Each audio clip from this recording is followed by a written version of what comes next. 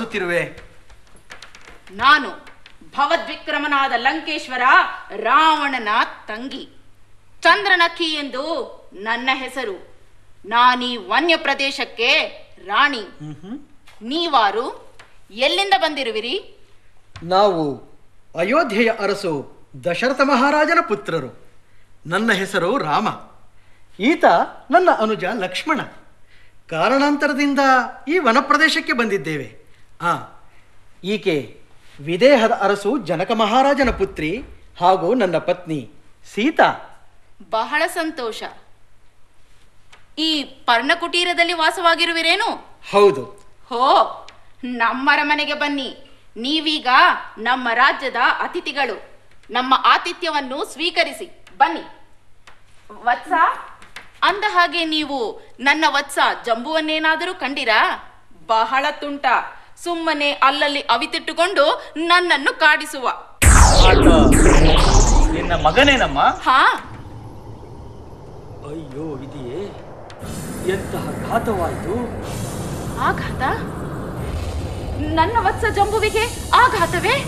ನನ್ನ ಕುಮಾರನೀಗ ಎಲ್ಲಿರುವನು? ಆತನು ಅಕಾಲ ಮೃತ್ಯುವಿಗೀಡಾದನಮ್ಮ. ಇಲ್ಲ ಇಲ್ಲ, ನಾನಿದನ್ನು ನಂಬಲಾರೆ. ನಾವು ಹೇಳುತ್ತಿರುವುದು ಸತ್ಯ.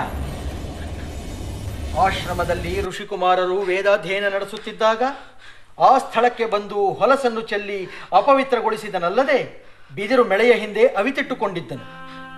ಶಿಷ್ಟ ರಕ್ಷಣಾರ್ಥವಾಗಿ ಈ ನನ್ನ ಅನುಜ ಲಕ್ಷ್ಮಣ ಖಡ್ಗದಿಂದ ಆತನ ಶಿರಸ್ಸನ್ನು ಛೇದಿಸಿದ. ಜಂಬು! ಜಂಬು, ನನ್ನ ವತ್ಸ ಜಂಬು, ನನ್ನನ್ನು ಅನಾಥಳನ್ನಾಗಿ ಮಾಡಿ ಹೋದೆಯ ಮಗನೇ ಜಂಬು. ಅಯ್ಯೋ ಜಂಬು. ತಾಯಿ, ನೀಚರಿದ ನನ್ನ ರಾಜ್ಯಕ್ಕೆ ಬಂದು ಇನ್ನೊಬ್ಬ ಮಗನನ್ನೇ ಬಲಿ ತೆಗೆದುಕೊಂಡಿರಲ್ಲ.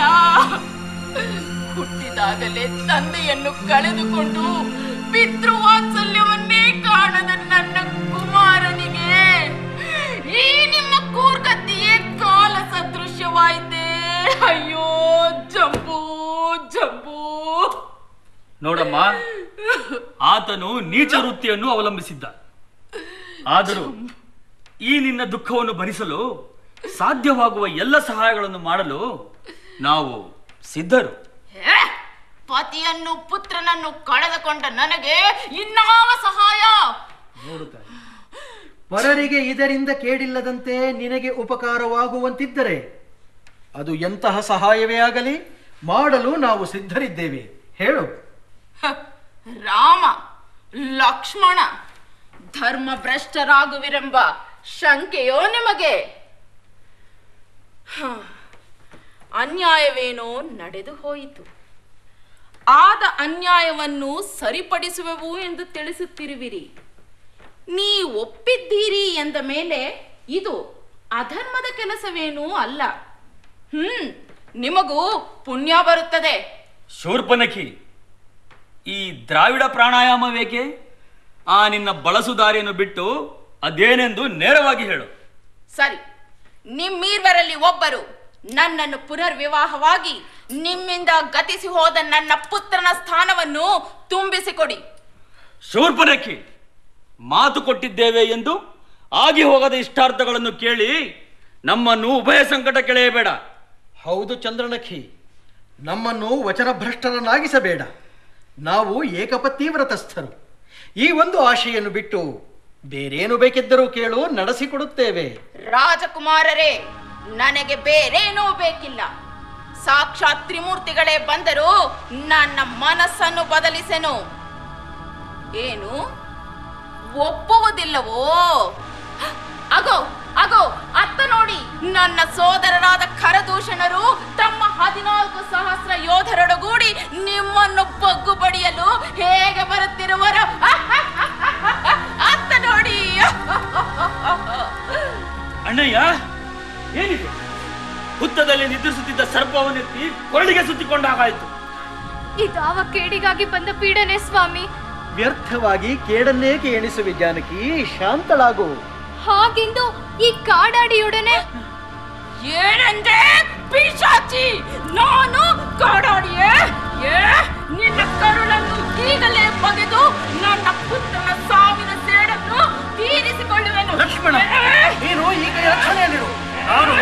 ರಾಕ್ಷಸರನ್ನು ಎದುರಿಸಿ ಬರುತ್ತೇನೆ.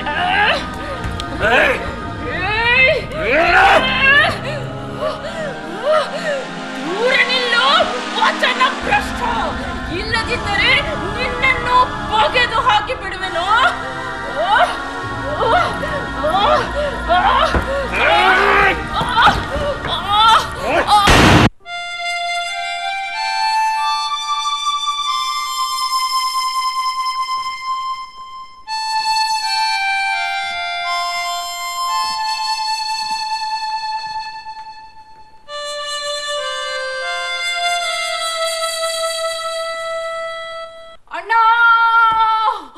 ಘಾತವಾಯಿತಣ್ಣ, ಸರ್ವನಾಶವಾಯಿತು. ಯಾರು? ಏನದು ತಂಗಿ? ಅಣ್ಣ, ಏನಾಯ್ತಮ್ಮ? ಏನಿದೆಲ್ಲ?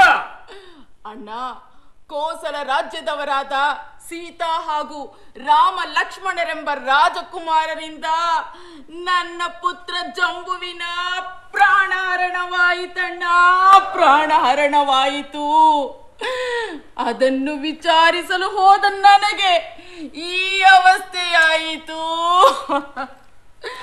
ಅಲ್ಲದೆ ಆ ರಾಮನ ಒಂದೇ ಬಾಣಕ್ಕೆ ನಮ್ಮೆಲ್ಲ ಸೈನ್ಯವು ಕರದೂಷಣ ತ್ರಿಶಿರಸ್ಸುಗಳೊಡಗೂಡಿ ವೀರ ಸ್ವರ್ಗವನ್ನೈದಿದರಣ್ಣ, ವೀರ ಸ್ವರ್ಗವನ್ನೈದಿದರು.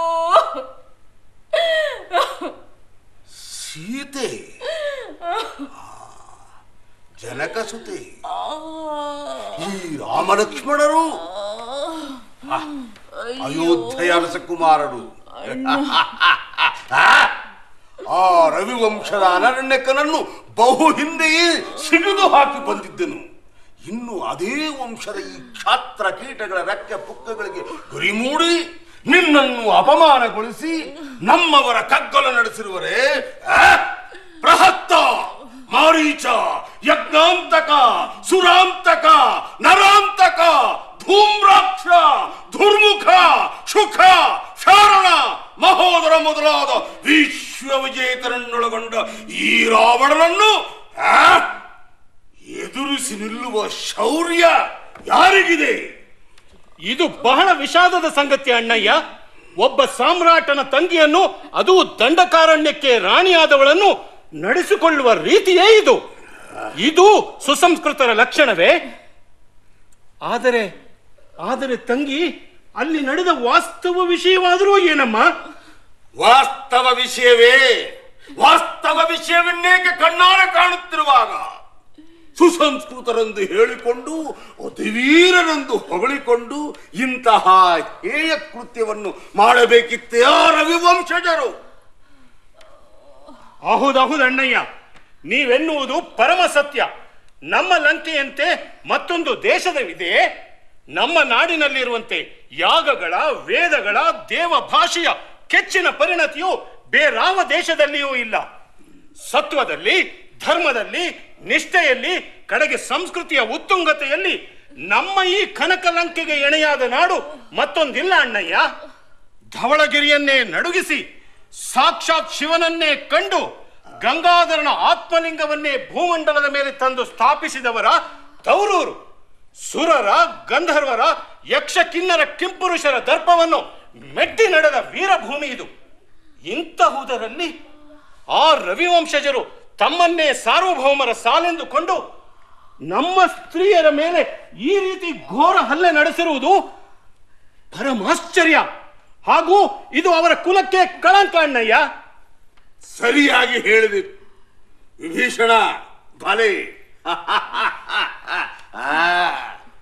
ಅನವಶ್ಯಕವಾಗಿ ನನ್ನನ್ನು ಕೆಣಕಿದ್ದಾರೆ ನರಾಧಮರು. ನರಾಧಮರಲ್ಲಣ್ಣ, ಅವರು ನರಾಧಮರಲ್ಲ. ಆ ರಾಮನ ಒಂದೇ ಬಾಣಕ್ಕೆ ನಮ್ಮೆಲ್ಲ ಯೋಧರು ಕರದೂಷಣ ತ್ರಿಶಿರಸ್ಸುಗಳೊಡಗೂಡಿ ಮಡಿದರೆಂದರೆ ಅವರ ಶಕ್ತಿ ಕಲ್ಪನಾತೀತ ಅಣ್ಣಯ್ಯ, ಕಲ್ಪನಾತೀತ. ಆದ್ದರಿಂದ ಆ ರಾಮ ಲಕ್ಷ್ಮಣರನ್ನು, ನನ್ನನ್ನು ಕಾಡಾಡಿ ಎಂದ ಆ ಸೀತೆಯನ್ನು ಬೇರ್ಪಡಿಸಿ ವಿರಹ ವೇದನೆಯಿಂದ ಅವರಾಗಿಯೇ ನರಳಿ ನರಳಿ ಹಸು ನೀಗುವಂತೆ ಮಾಡಣ್ಣ, ಹಸು ನೀಗುವಂತೆ ಮಾಡು. ಆ ಸೀತೆಯನ್ನು ನಮ್ಮ ಅಶೋಕವನದಲ್ಲಿ ಸೆರೆಯಿಟ್ಟು ನಮ್ಮ ದಾಸಿ ಜನರಿಂದ ಚಿತ್ರಹಿಂಸೆಗೊಳಿಸಣ್ಣ, ಚಿತ್ರಹಿಂಸೆಗೊಳಿಸು. ಆದರೆ ತಂಗಿ, ನೀನು ಹೇಳುತ್ತಿರುವುದಾದರೂ ಏನಮ್ಮ? ಹೌದು ಅಣ್ಣಯ್ಯ, ಆ ರಾಮ ಲಕ್ಷ್ಮಣರಿಂದ ಸೀತೆಯನ್ನು ಅಗಲಿಸಿ ಅವಳ ಅಪಹರಣಗೈಯಬೇಕು, ಅಪಹರಣ. ಹೌದು, ಕಾಳಪಾಶವನ್ನು ಬಿಗಿದುಕೊಂಡು ವಿಕಟಮತಿಗಳಾಗಿ ಆ ಸುಡುಗಾಡು ದಂಡಕಾರಣ್ಯಕ್ಕೆ ಇದೇ ಸಸ್ಯಕಾಶಿ ಎಂದು ತಿಳಿದು ಬಂದಿದ್ದಾರೆ. ಆ ಕ್ಷಾತ್ರ ಕುರಿಗಳನ್ನು ಎಳತಂದು ಅವರ ತಲೆಯನ್ನು ಎದೆಯಲ್ಲಿ ಹೊದುಮಿ, ಕೈಕಾಲುಗಳನ್ನು ಹೊಟ್ಟೆಯಲ್ಲಿ ಹುದುಗಿಸಿ ಅವರ ಮುಂಡವನ್ನು ನಿನ್ನುಂಗುಷ್ಟದಲ್ಲಿ ಕಡಿವಿ ಆ ಸೀತೆಯನ್ನು ತಂಗಿ ಶೂರ್ಪನಖಿ ಮುಂದೆ ನಮ್ಮ ಅಶೋಕವನದ ಬಂದಿಯನ್ನಾಗಿಸುವನಮ್ಮ, ಬಂದಿಯನ್ನಾಗಿಸುವನು.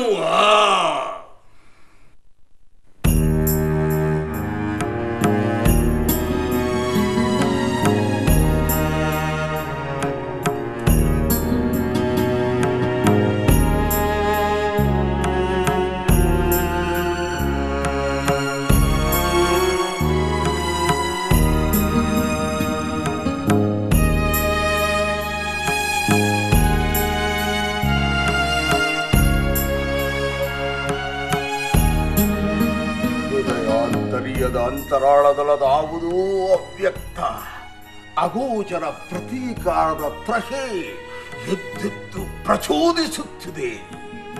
ಅಲ್ಲದೆ ಅದರ ಹಿಂದೆ ಆಂತರ್ಯದ ಅಂತರಾಳದಲ್ಲಿ ಮತ್ತಾವುದೋ ಪ್ರಚಂಡ ಶಕ್ತಿ ಶಂಕೆ ಭೀತಿಗಳನ್ನು ಮೂಡಿಸುತ್ತಿದೆ.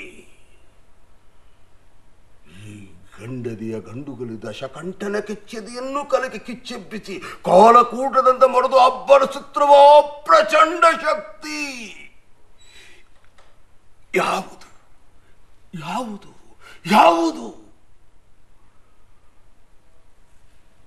ಆ ರಾಮನೆಂಬ ಕ್ಷತ್ರಿಯನ ಮೇಲಣ ಪ್ರತೀಕಾರವೇ? ರಾಮ ನನ್ನ ಅಜೇಯತ್ವದ ಮುಂದೆ ಹುಳು ಹುಳು. ಹಾಗಾದರೆ ಮತ್ತಾವ ಶಕ್ತಿಯ ಅಬ್ಬರ? ಗತ ವರ್ಷಗಳ ಬಯಕೆ ಕಿಚ್ಚು ಕಾಳ್ಗಿಚ್ಚಾಗಿ ನನ್ನ ಮನಪಟಲದ ಮೇಲೆ ಬಿರುಗಾಳಿಯಂತೆ ಬೀಸಿ ಅಶಾಂತಿ ಅತೃಪ್ತಿಯ ಹುಚ್ಚೆಬ್ಬಿಸುತ್ತಿರುವುದೇಕೆ? ಹಾಗಾದರೆ ಈ ಅಸ್ಥಿರ ಚಿತ್ತ ಮತ್ತಾವ ಮಹಶಕ್ತಿಯ ಮಹತ್ಸಾಧನೆ? ನನ್ನ ಸಿಂಹವಿಷ್ಟಿರದ ಮೆಟ್ಟಿಲಿಗೆ ಶಿರಕೊಟ್ಟು ಹಗಲಿರುಳು ಹೊತ್ತು ನಿಂತಿರುವ ಆ ನವಗ್ರಹಗಳ ಪ್ರತೀಕಾರದ ಹೊಯ್ಕಯ್ಯಾಟವು, ನನ್ನ ಸಿಂಹಾಸನದ ಹಂತ ಹಂತಗಳಿಗೆ ಹೆಗಲು ಕೊಟ್ಟು ನಿಂತಿರುವ ಆ ನವಗ್ರಹಗಳ ನಿಚಯಗಳು ಮೆಟ್ಟಿ ಮೆಟ್ಟಿ ನಡೆಯುವ ನನ್ನ ಪದಾಘಾತಕ್ಕೆ ಸಿಕ್ಕಿ ಸುರಟಿ ಸೊಲ್ಲಡಿಗೆಯ ಕಂಬರಿ ಸುರಿಸುತ್ತಿರುವವು. ಹಾಗಾದರೆ ಮತ್ತಾವ ಶಕ್ತಿಯ ಪ್ರಕಾಂಡತೆ? ತಂಗಿ ಶೂರ್ಪನಖಿಗೆ ಆದ ಅಪಮಾನವೇ?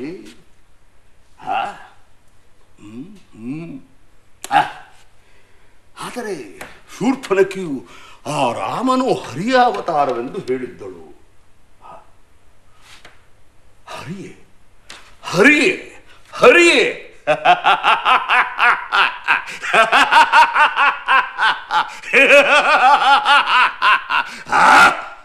ಯುಗ ಯುಗದ ವೈರ ಸೆಡೆದದ್ದು ಯಾವುದೋ ಅವ್ಯಕ್ತ ಅಗೋಚರ ಪ್ರತೀಕಾರದ ದ್ವೇಷಾಗ್ನಿ ಆದರೂ ಗಂಡದಂತೆ ಹೊರ ಹೊಮ್ಮುತ್ತಿದೆಯಾ? ಏನೇ ಆಗಲಿ ಇಂತಹ ಚಿತ್ತ ಚಾಂಚಲ್ಯತೆ ಈ ರಾವಣನಿಗೆ ಸಲ್ಲದು. ಕ್ರಾಂತಿಯೇ ಆಗಿ ಹೋಗಲಿ, ಕ್ರೌರ್ಯವೇ ನಡೆದು ಹೋಗಲಿ, ಸೀತಾಪಹರಣ ಸೀತಾಪಹರಣ ಸೀತಾಪಹರಣ.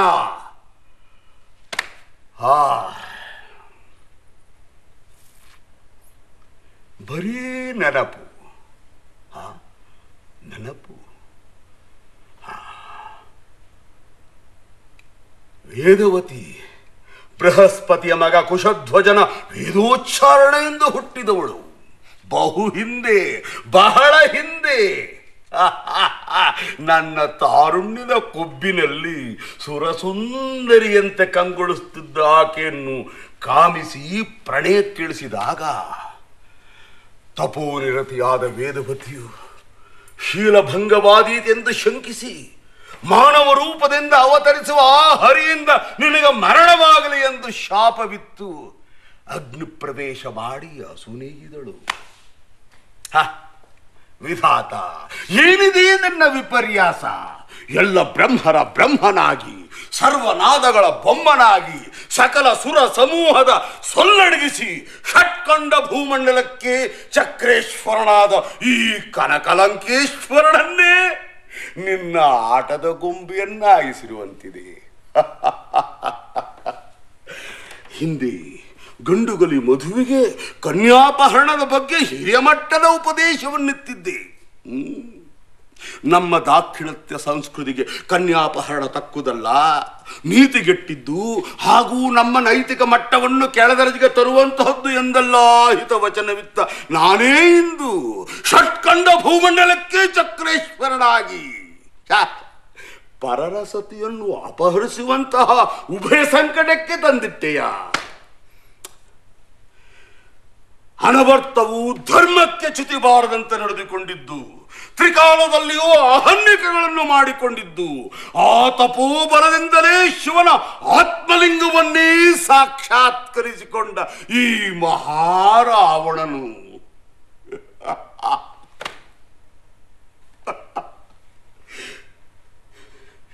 ಸೀತಾಪಹರಣಗೈದು ಧರ್ಮಭ್ರಷ್ಟನಾಗಬೇಕೇ? ಸೀತಾಪಹರಣಗೈದು ಧರ್ಮಭ್ರಷ್ಟನಾಗಬೇಕೇ?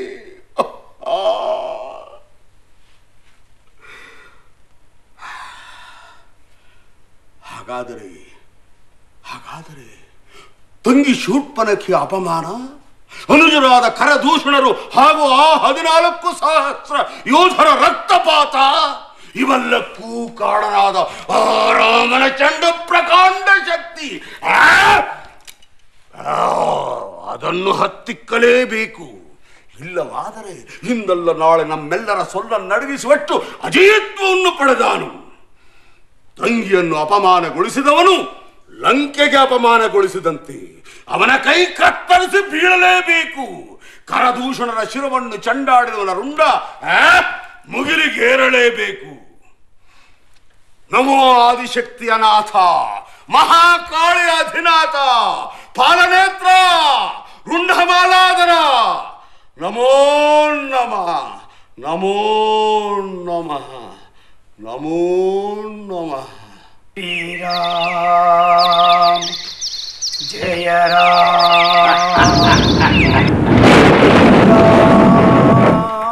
ಮಾವಯ್ಯನಲ್ಲಿ ಎಷ್ಟೊಂದು ಮಹತ್ತರ ಬದಲಾವಣೆ. ಋಷಿ ಅಂದರೆ ಋಷಿ ಜೀವನವನ್ನೇ ನಡೆಸುವ ಈತನಿಂದ ನನ್ನ ಕೆಲಸ ಸಾಧ್ಯವೇ? ರಾಮ ಎಂದೇ ಜಪ ಮಾಡುತ್ತಿರುವುದು. ಜಯ ರಾಮ. ಮಾವಯ್ಯ, ಮಾರೀಚ ಮಾವಯ್ಯ.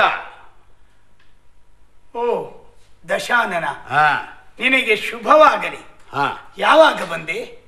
ರಾಮಧ್ಯಾನದಲ್ಲಿದ್ದ ನನಗೆ ನೀನು ಬಂದಿದ್ದರ ಅರಿವೇ ಆಗಲಿಲ್ಲ. ಬಾ, ಆಸೀನನಾಗು. ಮಾವಯ್ಯ, ನಿನ್ನ ಜಪತಪಗಳು ಸಾಂಗವಾಗಿ ನಡೆಯುತ್ತಿದೆಯೋ? ನಿನ್ನಂತಹ ಧಾರ್ಮಿಕಾಭಿಮಾನಿಗಳ ಆಶ್ರಯದಲ್ಲಿ ನನ್ನ ಜಪತಪಗಳು ಸಾಂಗೋಪಾಂಗವಾಗಿ ನೆರವೇರುತ್ತೆ. ಕ್ಷೇಮವೇ? ನಿನ್ನ ತಪ ಪ್ರಭಾವದಿಂದ ನಾವೆಲ್ಲರೂ ಕ್ಷೇಮ. ಲಂಕೆ ಹೇಗಿದೆ? ಲಂಕೆ ಕನಕಲಂಕೆ ಅನಿಸಿದೆ. ಅಕ್ಕ ಕೈಕಸಿ ಹೇಗಿದ್ದಾಳೆ? ಮಾತೆ ಕೈಕಸಿಯು ಕ್ಷೇಮದಿಂದಿರುವಳು. ಅಂದ ಮೇಲೆ ನಿನ್ನ ಆಗಮನ ಅಕಾರಣವಾದುದಲ್ಲ. ಆಗಮನದ ಉದ್ದೇಶ ಉದ್ದೇಶ ಮಹತ್ವವಾದದ್ದೇ. ಮಹತ್ವಾಕಾಂಕ್ಷಿಯಾಗಿ ಬಂದಿರುವೆನು, ಮಹತ್ತರ ಕಾರ್ಯಕ್ಕಾಗಿ ಬಂದಿರುವೆನು. ಸತ್ಯವನ್ನಾರೈದು ಅರಸಿ ಶೋಧಿಸಿ ಪುಟಕ್ಕಿಡುವ ಪರಮ ಪ್ರಯೋಗಕ್ಕಾಗಿ ಬಂದಿರುವೆನು. ಧರ್ಮ ಸತ್ಯಗಳ ಮೇರೇನು ಅರಿಯುವ ಮಹಾಜ್ಞಾನಕ್ಕಾಗಿ ಬಂದಿರುವೆನು. ನಿನ್ನ ಪೂಜ್ಯ ಪಿತಾಮಹನಂತೆ ವೇದಾಭ್ಯಾಸ ಪಾರಂಗತನೆಂದು ಕರೆಸಿಕೊಳ್ಳುತ್ತಿರುವ ನಿನಗೆ ಧರ್ಮ ಸತ್ಯಗಳ ಮೇರೆಯನ್ನರಿಯುವ ಮಹಾಜ್ಞಾನ ನನ್ನಿಂದ ಅಲ್ಲದೆ ಅದೇನೋ ಧರ್ಮ ಸತ್ಯಗಳನ್ನು ಪುಟಕ್ಕಿಡುವ ಪರಮ ಪ್ರಯೋಗವೆಂದು ಬೇರೆ ಹೇಳಿದೆ. ಏನು ಸಮಾಚಾರ? ಮಾವಯ್ಯ, ಸತ್ಯವಂತರು ಸತ್ಯವಂತರು ಎಂದು ಹೇಳಿಕೊಂಡು ಧರ್ಮಾಧರ್ಮದ ವಿವೇಚನೆ ಇಲ್ಲದೆ ನೀತಿ ಭ್ರಷ್ಟತೆಯಿಂದ ನಡೆಯುವವರೆಗೆ ನಮ್ಮ ಸತ್ಯ ಧರ್ಮಗಳ ಪರಾಕಾಷ್ಠತೆಯನ್ನು, ನಮ್ಮ ಸಂಸ್ಕೃತಿ ಸಂಸ್ಕಾರದ ಉತ್ತುಂಗತೆಯನ್ನು ತೋರಿಸಿಕೊಡಬೇಕು. ಇದಕ್ಕೆ ನಿನ್ನ ನೆರವು ಬೇಕು. ಇದು ನಿನ್ನಿಂದಲೇ ಸಾಧ್ಯ. ಅಗತ್ಯವಾಗಿ ಆ ವಚನ ಬೇಕೇನು?